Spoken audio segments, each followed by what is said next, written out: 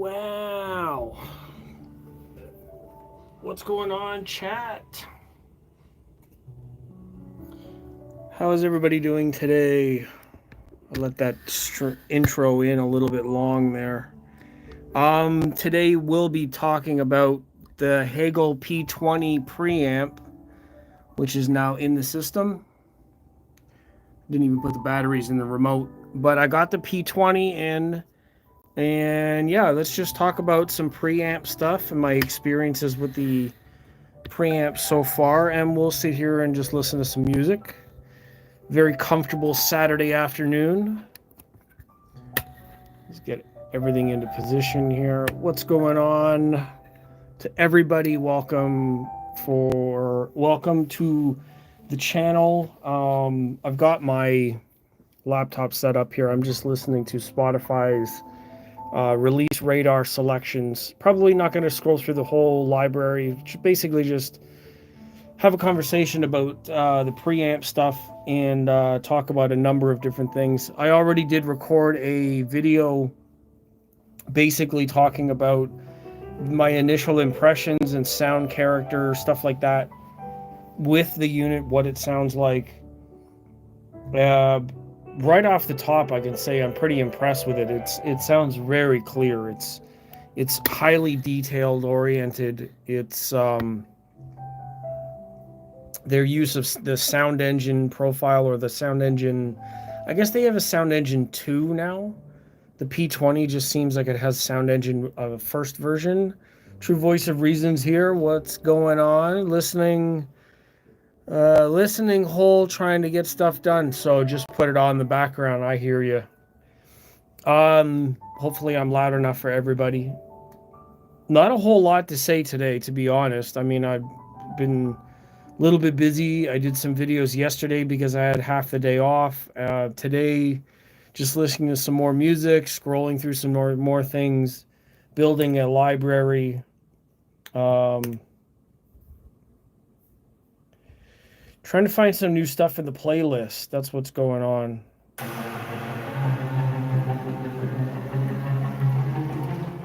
The first thing I did notice about the Hegel preamp, though, is it's very sensitive to volume changes. This is something I pointed out in my video, which I have to edit still.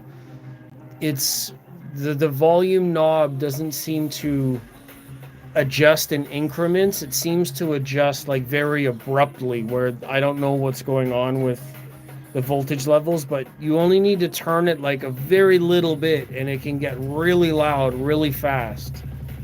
The same thing with turning it down. The volume control seems to be like super sensitive, and I even turned the sensitivity on the amps down and it's still really touchy. So I'm not really sure what's going on with that. We'll put some copyright free stuff on in the background. Very down tempo music. Yeah. So I gotta edit a bunch of videos. Got my cameras out today. I'm not really sure if I'm gonna go out for a ride or not. See, I don't really like direct sunlight.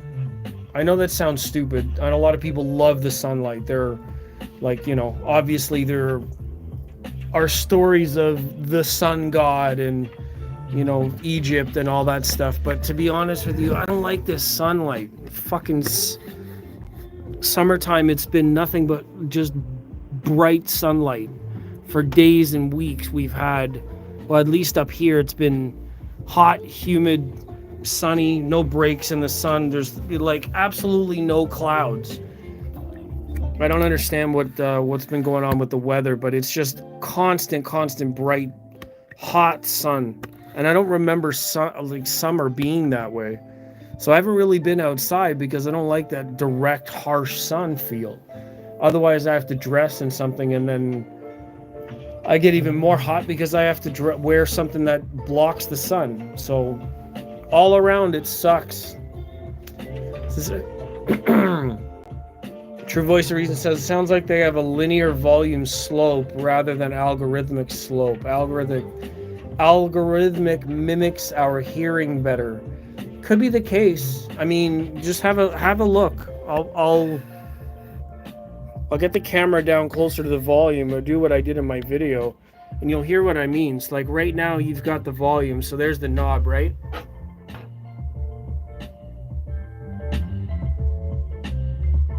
It's extremely touchy as far as I'm concerned. That was hardly anything. I'll do it again, reverse. Like, that's immediate, and that's like nothing.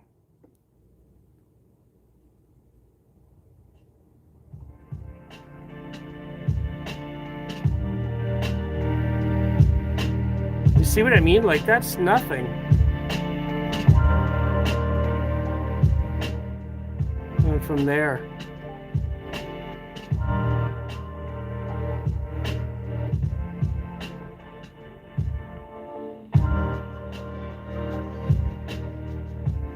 Might be something wrong with it. As far as I'm concerned, that doesn't seem right. That seems like it jumps. Like it hits another set of contacts or something on the inside, and it just jumps to the next volume. Seems weird. I mean, algorithmic versus linear, like I can understand. I don't know how it works. I'm gonna have to ask some technicals because that doesn't seem right. It seems like, you know, I'm used to my Rotel where it's digitally controlled, algorithmic, whatever the case may be. Even the other preamp that I have in the other room has the ladder control, and the ladder control is very specific. It's counting and relaying the number back, but this doesn't have really anything. All you have is the knob on the front, which is fine because I can adjust it to whatever I want, but it being so sensitive means I have to be more careful about the volume control.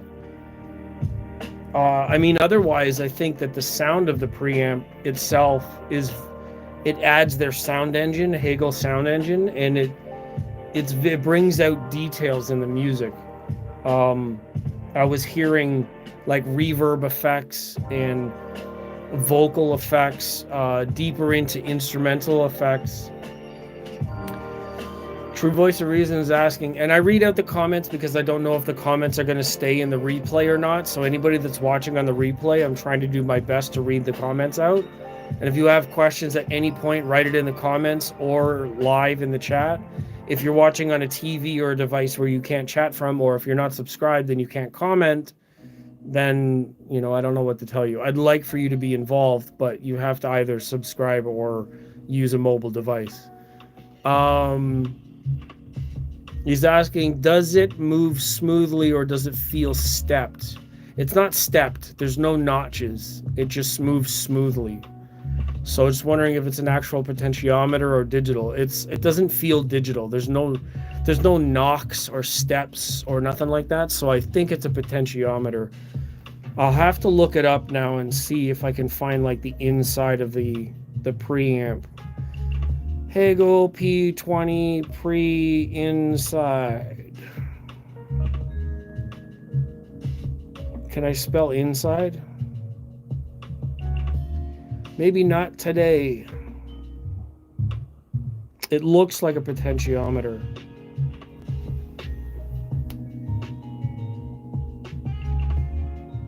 That's the volume.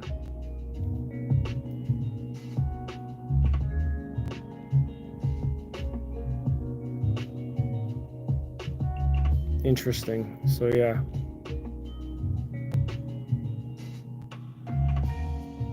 Seems very, very sensitive, that's all. To my taste. That looks like, oh, that's a P10. That's an older one. So I got to be careful about what I'm showing.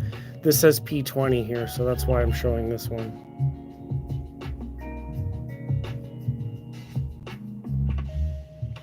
What language is that?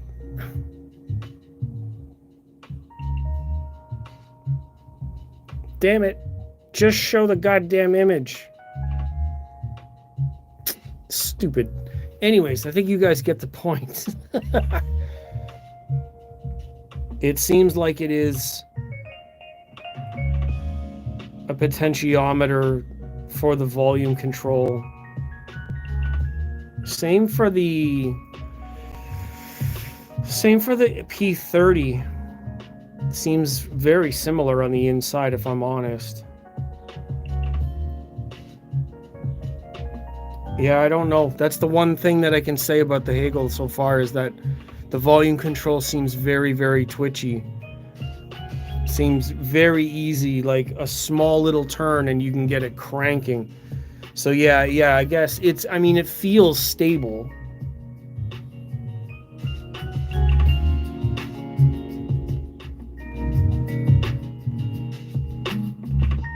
It's actually scratchy too. So when I turn the volume up, you can actually hear a little bit of static in it. So I wonder if I can do that without the music playing. So let me pause the music and then we'll see if the pod itself makes any crackling sounds. I'll get the camera right up next to the unit. Let me just pause the music for a second, see what happens. Pause. All right, let's see. Can I actually hear any scratchiness? I got a fan going, my window's open.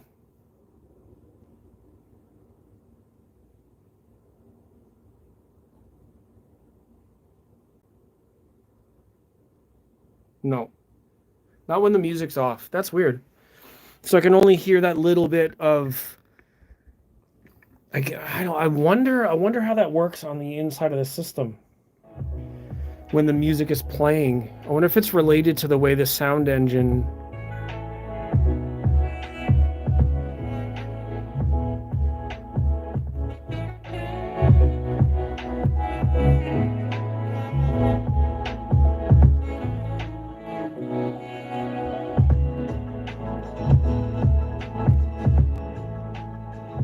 Yeah, it's just like it just catches an edge. It's really weird. I can hear it when I move the volume when the sound is on, but I can't hear it when the sound is off. So, yay, Mirage Bryson's here. Cool. The middle of a Saturday. I know that everybody gets busy in the summertime, and that's fine. I prefer my friends be busy, but it's nice when people show up. And, I may not be on very long right now. I'm only here to showcase a little bit about the Hegel, my experiences. I like the way it sounds. I do. I did notice that it introduced a very, very low noise floor. The topping preamp didn't have any noise floor. It was absolutely zero. So I don't know why that's the case. Oh, and the other thing that I did, I might have put some photos up already, is I put up this little power bar here. So the power bar allows me to turn off the lights individually, and I can control the system that way. So I've got the subwoofer and the power amp on their own circuits here. Well, it's on the same circuit because it's one power bar, surge protector. Now, I don't know the quality of this, and I know it's not a conditioner, but this allows me to plug in everything a little bit more spaced out. It wasn't crammed in with the other power bars, and I can isolate the lights and completely eliminate them. I'm actually gonna blow the air out of my room, turn this fan around.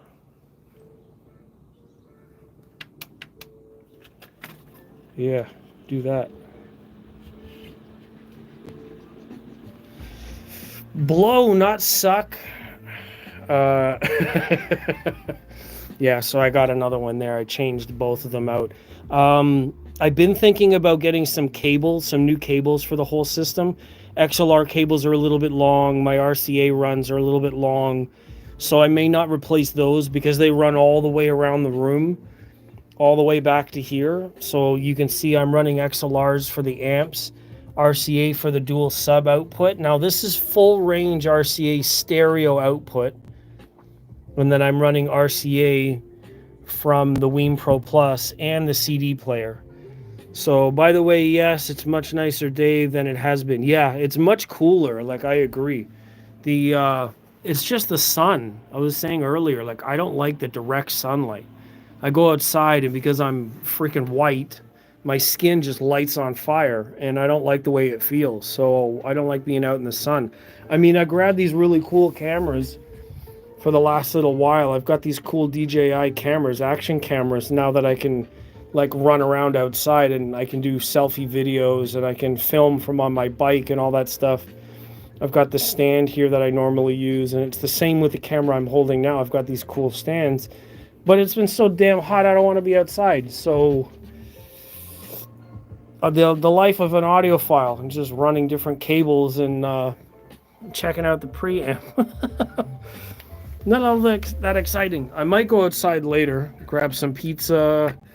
I've got to actually watch the timing because I'll probably do that tomorrow. I've got some other food here that I'll do instead. But yeah, so Hegel is in the system. I've got to edit my Audio Group Denmark video. I have a number of things on deck for those. All of my photos from that event were loaded online.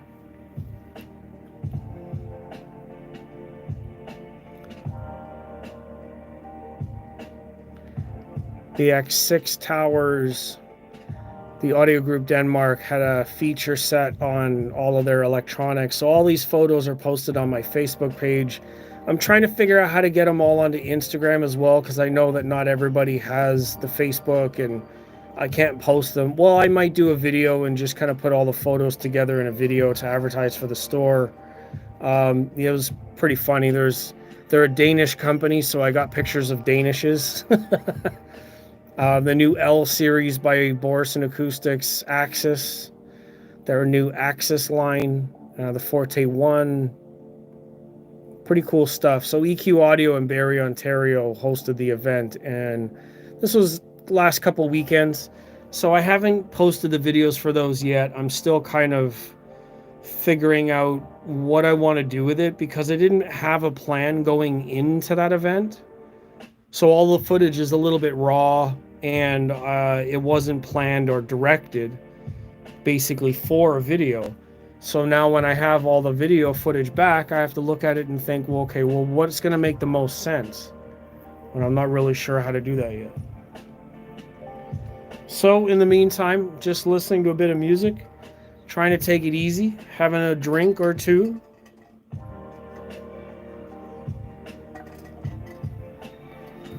I was talking about cables, and essentially I wanted to try new speaker cables because, as you can see,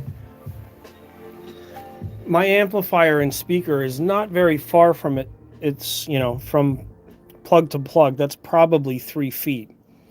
So I really only need like a 6-foot run, and because I have monoblocks, I can make that cable super, super short. I don't need 8 feet of cable, and I certainly don't need it sitting on the floor. So it's 2 things that I want to do. Is I want to get new cable risers to keep them way off the floor, because my amp, if you see, adjust my camera here, you see my amp is off the floor by about 8 or 10 inches, and the risers are only 2.5 inches off the carpet.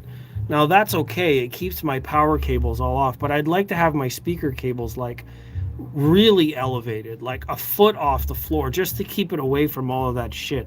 And if I get new cables, then I want them to be kind of like on display. So it says, son, and when you wear the pizza pants, the cheese melts. No, there's another reason why I have my mirror, so you can check out the back of the systems. The ports, the subs, it's actually not a bad angle.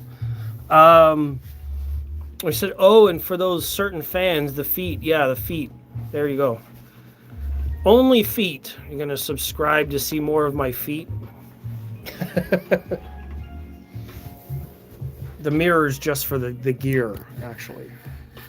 The feet is extra. I know a lot of people are weird about feet.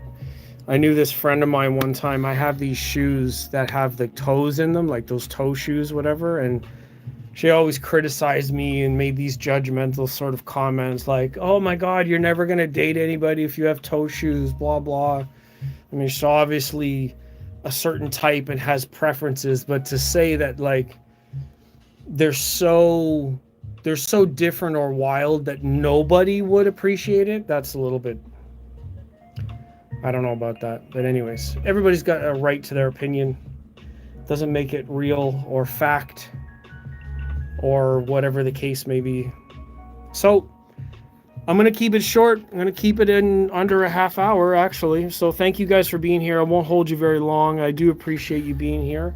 True Voice of Reason, Mirage, Bryston. I know that's not your name, but that's fine. The Hegel P20 is actually pretty good. I've really enjoyed it so far. It showcased the features that I really like. I haven't used the remote yet because this thing is right there. So that sounds like that person's issue, not yours. Yeah, just because she didn't like feet doesn't mean that nobody else will. That's fine. I actually have no idea where they are now. I completely lost contact with them, so that says a lot. Yeah, the P20. P20's been pretty good. I appreciate it. I like the unit. It sounds good. It's very clear. All the details come out of the unit. It's a pure analog preamp, so the DAC I'm using is with the Weem Pro Plus. If I move forward and choose to purchase the unit, I'll have to figure out the volume knob thing, and in the meantime I might try out something else. So if anybody has preamps suggestions, give me some suggestions, some preamp suggestions. We'll see what I can come up with.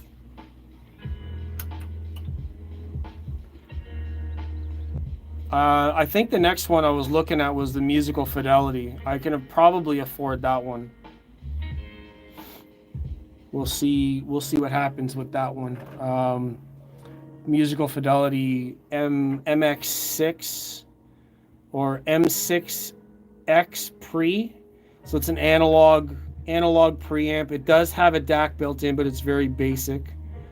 So I don't think I'm going to be using that much, but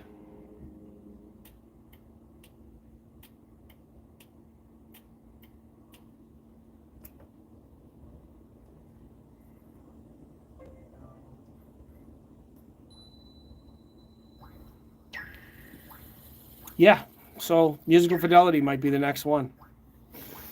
So, Calistoga refried? Refried, that's awesome. Says, I'm new to audio production and setting up a studio mostly for live recording. Can you recommend a subwoofer? I've been considering SVS or Kali. Well, Kali is more situated towards studio use.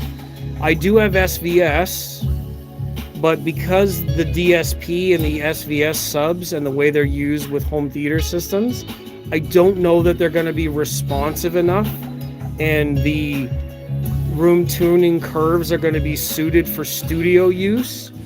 Now, I know Kali is definitely into studio monitors. I didn't know they had subwoofers. Maybe if they do, then that, you can definitely look into that. But I would lean, personally speaking, I would lean towards studio monitor companies like Focal Studio or Dyne Audio Studio or Atom Audio, Head Audio. I mean, I know that KRKs are very popular. However, I don't know why. I think they're just cheap. Yamaha definitely has some studio stuff. Genelec, obviously, Genelec's a little bit more expensive. But look into, my thing for selecting products is always look at what features and technologies make it valuable, make it sought after, the things that people looking for its use, its features, its sound, and then find the same things that are useful for you in the lesser expensive or other brands. So if Genelec makes something that's like very, very good, or ATC or PMC, or you know what I mean? I think you'll want to have a subwoofer that can integrate with your sound interface as best as possible and have tuning options that allow you to cross it over in your room without having any latency issues. Rel is another really good sub, but that's mostly for home audio because it uses high-level inputs, and studios mostly use XLR from a sound engine or a sound board or interface board, right? Your I/O board is going to have your interfaces. So I would definitely recommend looking at products that are from like studio monitor brands, rather than using something like an SVS or a home audio type of product, because of the latency issue. If you're mixing and recording, I mean, on a budget, I can understand it'll get you there. But if you want to take it more seriously and have better overall results, I'm thinking a subwoofer that has better capabilities, better interface capabilities, and can manage the latency issue with the monitors. I mean, maybe if you can adjust the latency of the monitors, the main monitors, to cross to your sub, and you have some way of time aligning them, then that would be even better. I'm not that familiar with studio setups, but that would be my go-to. Yeah. That's all I gotta say about that. Forrest Gump having the speech at the presidential whatever. Yeah. Anyways, I am going to get out of here. Let's roll out with some music. I'll catch everybody on the flip side. I've got a couple videos coming out, and those should feature this unit plus the AGD audio EQ audio event, and yeah, it should be a good time. Appreciate you coming by and watching. I do appreciate the support, the attention. Yeah.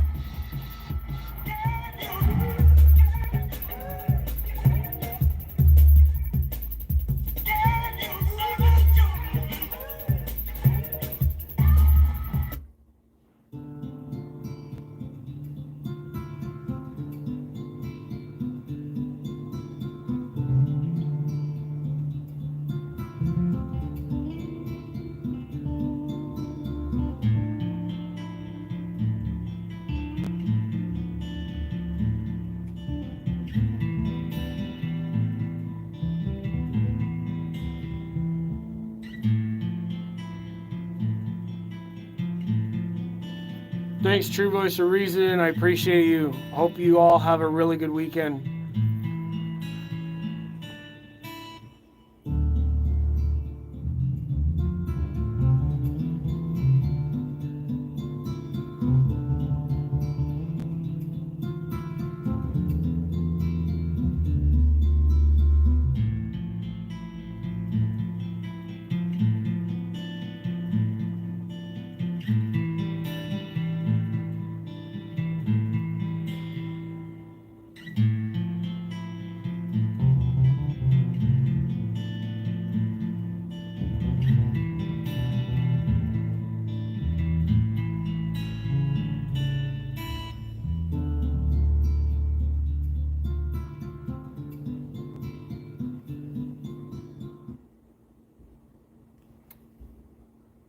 Laters, everybody.